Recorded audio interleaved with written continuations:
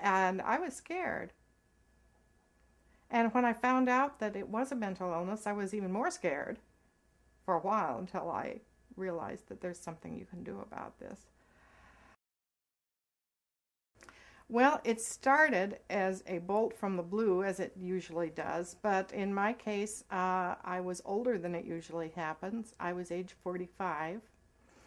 Um, Suddenly, I um, began to have delusional thoughts. Now, a delusion is when you believe things that are manifestly not true and that nobody would ever agree with you about. In other words, I believed that people were hinting to me that I should do certain things, and I would twist their words until it came out to say, do this, do that, and I would do those things. It was a very powerful motivation. Um, it was almost impossible to resist if I had tried to resist, but since I didn't know what was going on, I didn't. I ended up leaving my husband at that point for a while. I ended up, before we got things finally sorted out, driving down to the cities one day and sleeping in my car that night. And had some thoughts that I would get on a plane to California. Yeah, it was all delusional, all of it.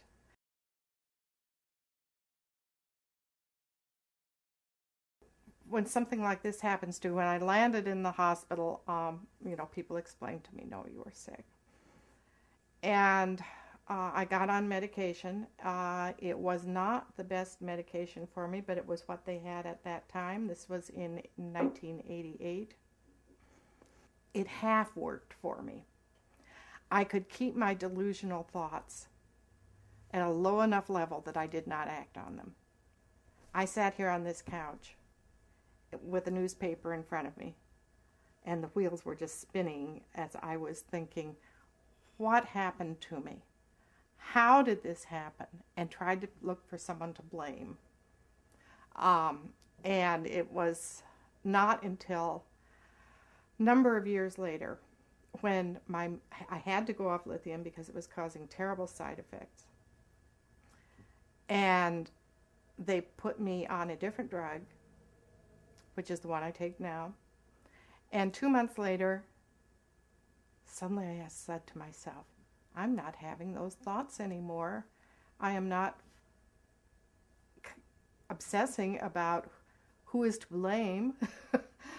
Probably nobody is to blame. And when you think about it, my father came down with a similar disease at age 45.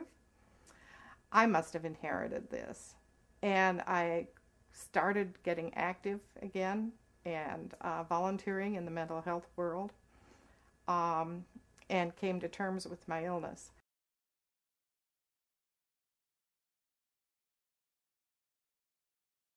I was able to get a life again. I started volunteering, as I said.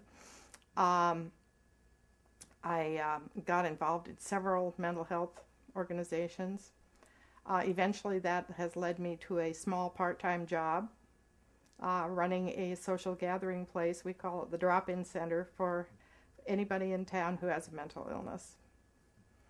Um, and it's going great guns. I'm very proud of it.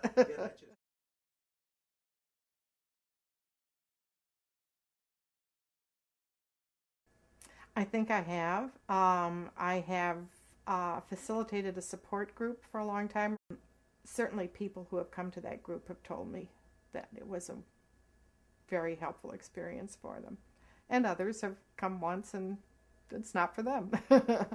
um, I do find that working with people at my drop-in center, um, we have mentally ill folks as volunteer hostesses and hosts, a volunteer cleanup crew, and so on. Sometimes just talking with people about their life experience with a mental illness. Um, I'm a great talker. I'm happy to sit and listen.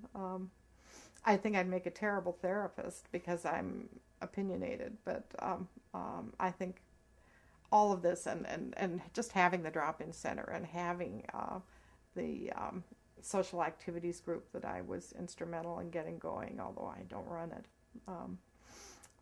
has I'm sure has helped a lot of people. You can see people coming out of their shells. It's just very rewarding.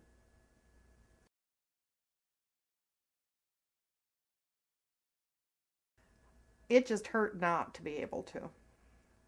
Uh, um, I was always in fear that someone would find out, and I said, I don't want to live that way.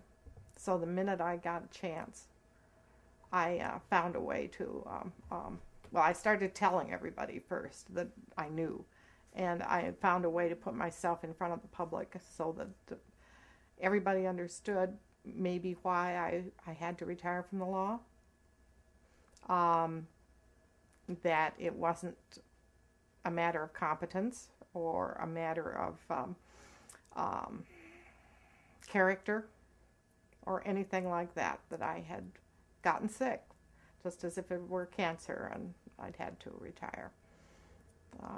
And I have just been much happier since I did that.